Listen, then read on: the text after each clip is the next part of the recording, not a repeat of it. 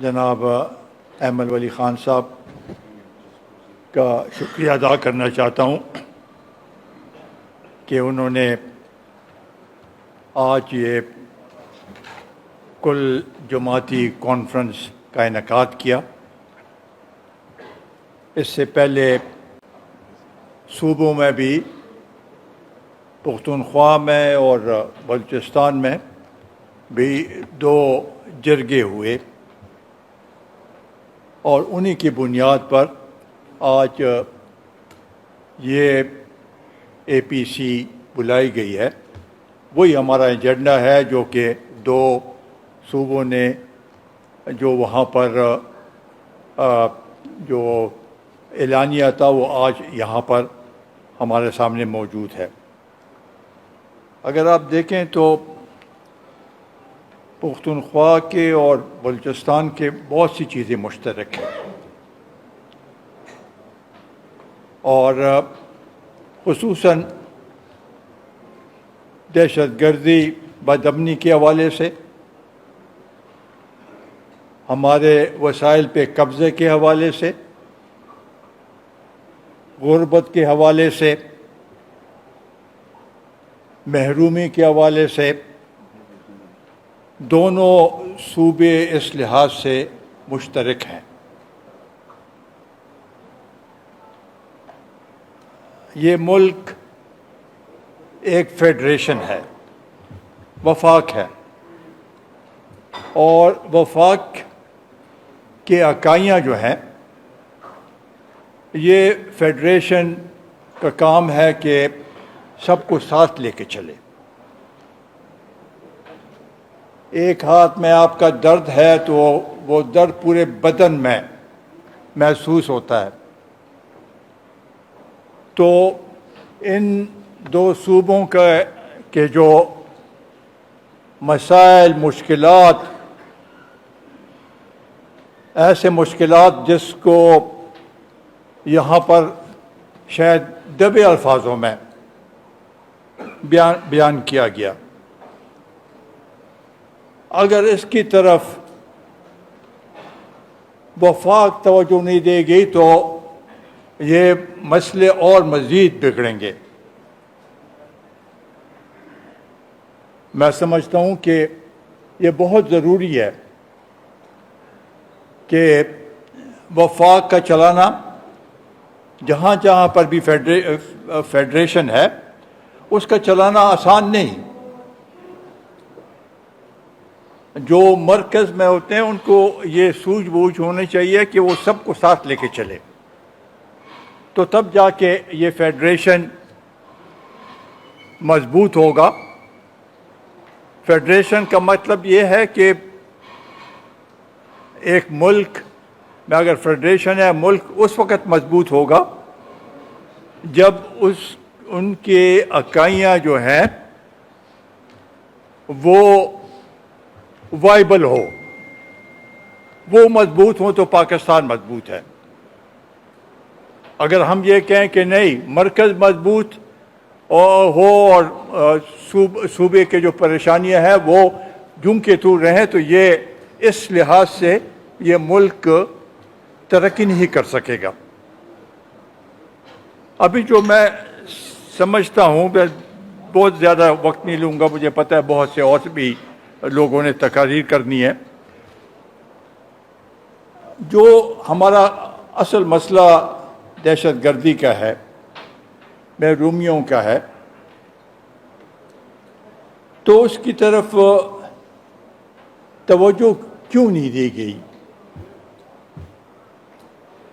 میرا خیال سے کہ ملک میں اگر سیاسی عدم استحکام ہو تو توجہ پھر اس طرف جاتی ہے اس کو ٹھیک کرنے میں۔ جب تک ملک میں سیاسی استحکام نہیں ہوگا آپ آگے نہیں بڑھ سکتے، اور ان ایشوز پہ آپ توجہ نہیں دے سکتے۔ یہ تو ایسے ایشوز ہیں جس کے اوپر سیاست سے بالا تر ہو کے ہمیں سوچنا چاہیے۔ مجھے نہیں پتہ، شاید جو ایک سیاسی پارٹی آج یہاں پر موجود نہیں ہے ان کو بھی دعوت دینی چاہیے تھی اور ان کو آنا چاہیے تھا اس میں، تاکہ سب بیٹھ کے اس مسئلے کا حل ڈھونڈتے۔ ہم کسی کو نظر انداز نہیں کر سکتے اس لحاظ سے۔ تو اس لیے میں یہ سمجھتا ہوں کہ آگے جانے سے پہلے یہ جو ہمارے صوبے میں سیلاب آیا، کلاؤڈ برسٹ ہوئے، ابھی اور مزید شاید اللہ کرے کہ اور خیریت ہو، لیکن ایک بہت بڑا ایک طرف تو دہشت پھیلی ہوئی ہے، دوسری طرف سیلاب بھی آئے تو اس میں اور مزید اضافہ ہو جاتا ہے۔ تو ہم تو یہ ڈیمانڈ کریں گے وفاق سے بھی کہ وہ لگے ہوئے ہیں، لیکن اس جو سیلاب کی وجہ سے ہمارے صوبے میں تقریباً 350-400 کے قریب لوگ جاں بحق ہوئے ہیں، شہید ہوئے ہیں۔ ان کے ساتھ اگر آپ خاندان کو دیکھیں تو لاکھوں کی تعداد میں لوگ متاثر ہوئے ہیں۔ ان کی واپس بحالی، ریہیبلیٹیشن اور ان کی امداد، یہ سب ضروری ہے کہ اس کے اوپر توجہ جلد سے جلد دی جائے۔ ابھی چونکہ بلوچستان کے کچھ دوستوں نے بات کی ہے، ابھی اور بھی رہتے ہیں، وہ تو اپنے وہاں کے صورتحال پہ وضاحت کریں گے اور بتائیں گے۔ یہاں پر ہمارے صوبے میں اگر آپ دیکھیں تو یہ جو کچھ چل رہا ہے دہشت گردی کا اور جو ٹارگیٹڈ کلنگ ہو رہی ہے، یہاں پر آپریشن بھی چل رہے ہیں، یہ آج سے نہیں، کافی مدت سے ہے، جس کی وجہ سے صوبے میں ایک بے یقینی کی صورتحال ہے۔ لوگ خوفزدہ ہیں، لوگوں کا اعتماد حکومت اور لا انفورسنگ ایجنسیز یا اسٹیبلشمنٹ سے اعتماد اٹھ چکا ہے۔ یہ جس طریقے سے پہلے بھی آپریشنز ہوئے ہیں اور اس میں لوگوں نے نقل مکانی کی تھی، در بدر ہو گئے تھے، خواتین، بچے، بوڑھے سب اپنے گھروں سے نقل مکانی کر چکے تھے۔ ابھی دوبارہ یہ سلسلہ شروع ہوا ہے۔ یہ بے یقینی اور بے اعتمادی کی فضا اور اس سے جو خوف ہے نقل مکانی سے، یہ اس وقت سے ہے، اور جیسے یہ سلسلہ چلتا رہا ہے، کیونکہ اس وقت جو نقل مکانی ہوئی تھی، لوگ باہر گئے تھے، واپس بھی گئے، ان کے جو مسائل تھے وہ حل نہیں ہوئے۔ وہ مسائل اب تک ہیں، بہت سی جگہوں میں اب بھی لوگ واپس اپنے گھروں میں نہیں گئے، ان سے جو وعدے کیے گئے تھے وہ وعدے پورے نہیں ہوئے، ان کو مکانوں کے لیے جو وسائل دینے تھے وہ نہیں ہوئے۔ تو لازمی بات ہے اگر اب آپ ان کو دوبارہ کہیں گے کہ نقل مکانی کریں تو وہ تو پہلے سے خوف زدہ ہیں، وہ کیسے اس صورتحال سے وہ آپ کے حکومت کے ساتھ یا ان کے ساتھ کوآپریشن کریں گے؟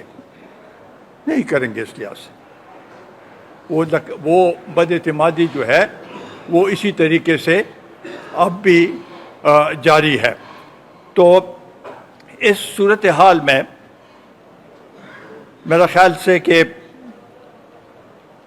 سب سے پہلے تو یہ بلیم گیم جو ہے وہ ختم ہونا چاہیے۔ ایک پارٹی دوسرے پہ الزام لگائے کہ یہ ان کا کام ہے اور وہ دوسری پارٹی کہے نہیں ان کا کام ہے. حکومتیں ہیں, صوبائی حکومت بھی ہے, مرکزی حکومت بھی ہے, اسٹیبلشمنٹ بھی ہے. یہ ضرور ہے کہ اس میں ایک ویک لنک ہے, ایک کڑی جو ہے وہ کمزور ہے. اور وہ اس لحاظ سے اگر صوبائی حکومت کو دیکھیں تو انہوں نے کچھ اس صورتحال میں بالکل لاپرواہی کی اور ایسے حالات بنائے کہ وہ لوگوں کو بھی اعتماد میں نہیں لے سکے اور کچھ کر بھی نہیں سکے ان کے لیے.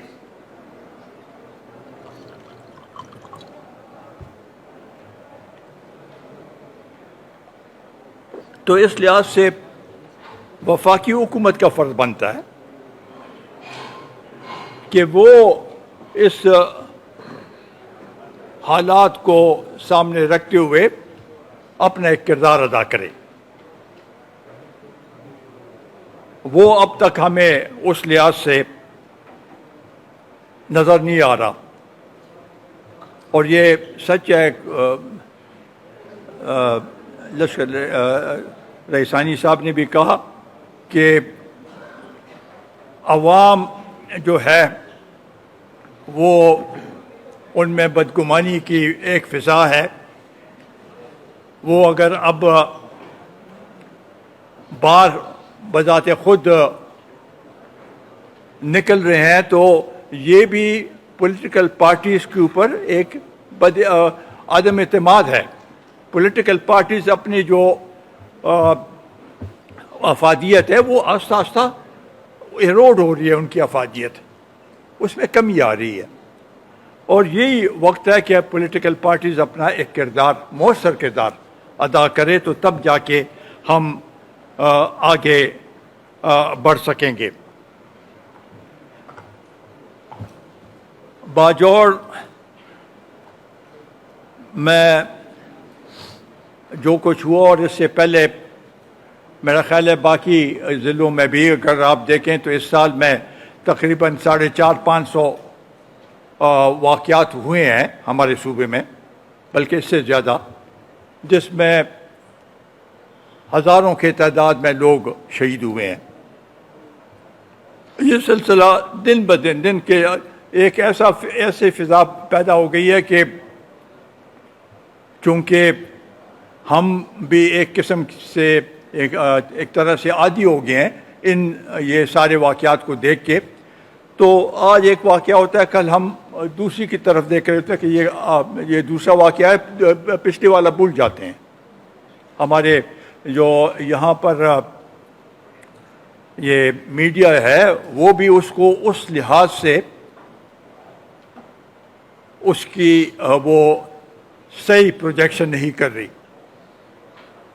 جس سے شاید مجھے ایسے لگتا ہے کہ بعض جگہوں میں, بعض صوبوں میں شاید یہ احساس ہو کہ یہ اتنی زیادہ دہشت گردی نہیں ہے جو کہ ہم آج بیان کر رہے ہیں. تو اس لحاظ سے میں سمجھتا ہوں کہ جو اس صوبائی اس کے اعلامیہ میں جو بات ہوئی ہے کہ بات چیت ہونی چاہیے اسٹیبلشمنٹ کے ساتھ, میری اپنی ایک رائے ہے اس میں کہ ملک میں جو بھی ہے جمہوری ادارے ہیں, یہ صحیح ہے کہ الیکشن میں فارم 47 والی بات سب کے سامنے آیا ہے, لیکن اگر ہم ڈائریکٹ اسٹیبلشمنٹ کے ساتھ بات کریں گے تو یہ جو بھی ہے, جو پارلیمنٹ ہے, جو بھی ہے, اس کو ہم بائی پاس کر رہے ہیں. میرا خیال ہے ان کے نمائندہ ادھر عرفان صدیقی صاحب بیٹھے ہوئے ہیں, ہم تو یہی چاہیں گے کہ وہ اپنا ایک کردار ادا کرے. ساتھ ڈاکٹر طارق صاحب بھی بیٹھے ہوئے ہیں کہ پرائم منسٹر کو کہے کہ ایک ایسی میٹنگ بلائے جس میں اسٹیبلشمنٹ کے لوگ بھی ہوں اور سب بیٹھ کے ہم اس مسئلے کے اوپر ہم بات چیت کر سکیں. تو تب جا کے ہم یہ سمجھتے ہیں کہ کوئی نتیجہ اگر نہیں نکلتا تو پھر میاں صاحب نے جو امن مارچ کی بات کی ہے وہ تو ہر وقت ہو سکتی ہے. اس کے اوپر ہم آگے جا کے وہ اس میں وہ کریں گے. فاٹا مرجر پہ جو 25ویں ترمیم ہے, آئینی ترمیم,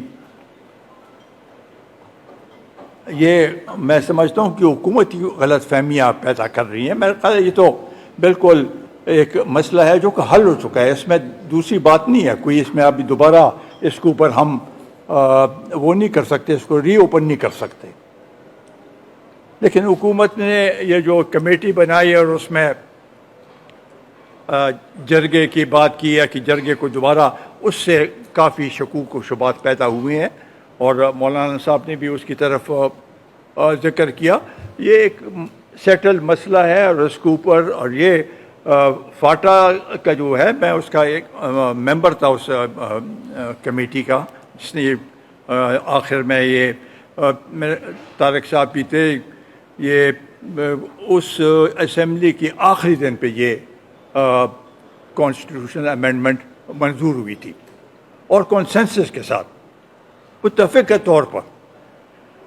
اس کو ابھی چھیڑنے کی وہ نہیں ہے. اسی طریقے سے 18ویں ترمیم بھی شاید یہ باتیں بہت گردش کر رہی ہے کہ جو صوبوں کا حصہ ہے NFC میں, اس میں رد و بدل کی بات ہو رہی ہے کہ بھئی مرکز کے پاس پیسے نہیں ہیں, کم ہیں, اور صوبوں کو زیادہ وسائل مل رہے ہیں.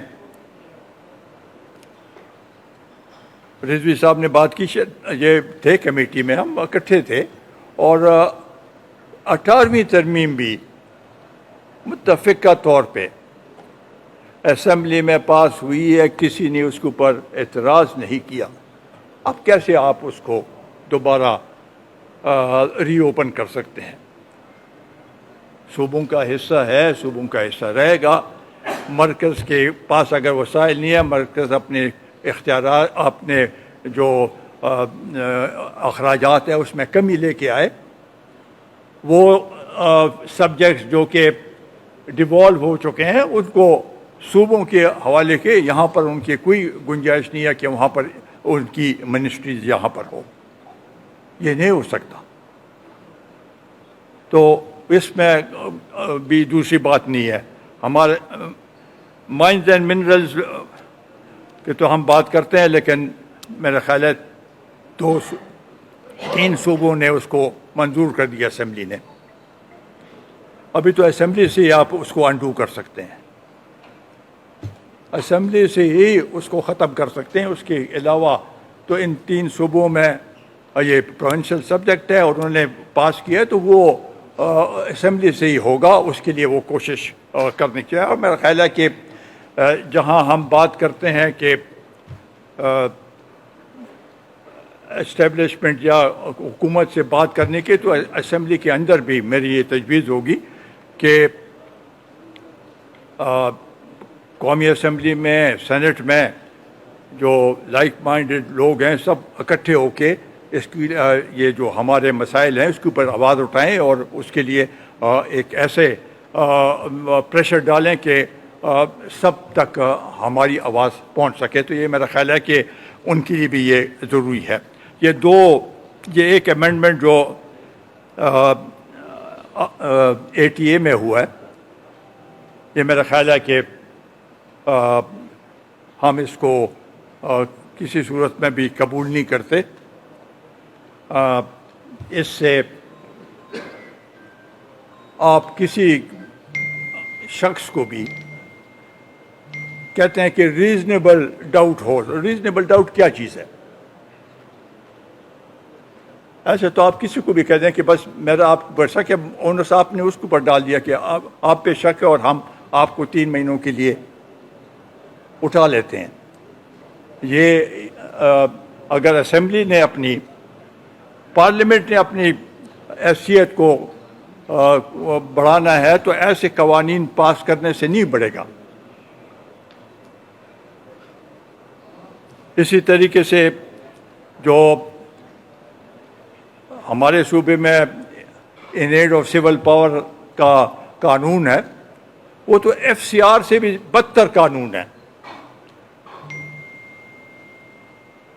اس کے خاتمے کے لیے بھی آواز اٹھانا ضروری ہے. افغانستان کے ساتھ تعلق ہم تو ہمیشہ سے یہ کہتے رہے کہ ہمارا نیبر ہے.